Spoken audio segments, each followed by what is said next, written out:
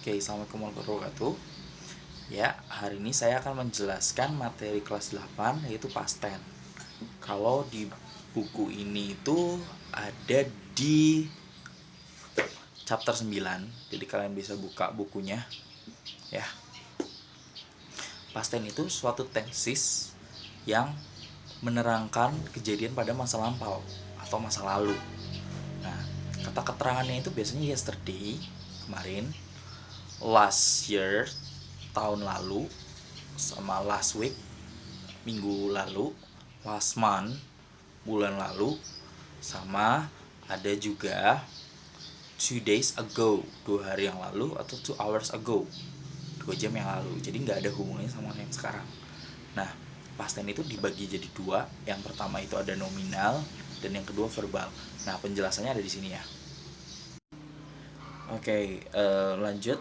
Yang pertama itu saya akan menjelaskan yang nominal. Jadi nominal itu dia menggunakan to be gitu, menggunakan was atau were tergantung dengan subjeknya.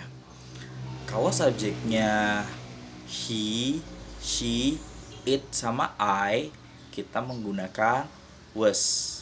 Kita juga menggunakan was ketika subjeknya itu dia itu singular ya. Contoh misalkan the cat gitu loh, nggak ada s-nya ya. Agus gitu loh. Nah itu kan satu ya. Jadi kita menggunakan was.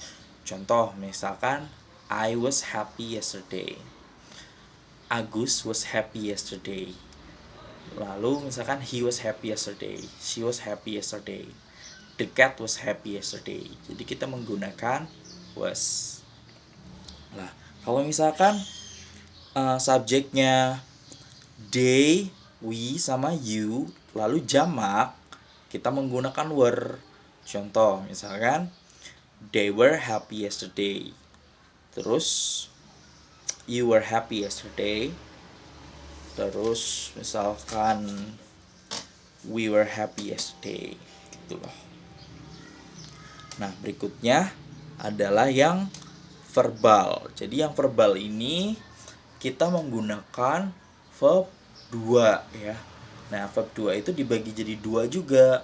Yang pertama ada regular, yang kedua irregular.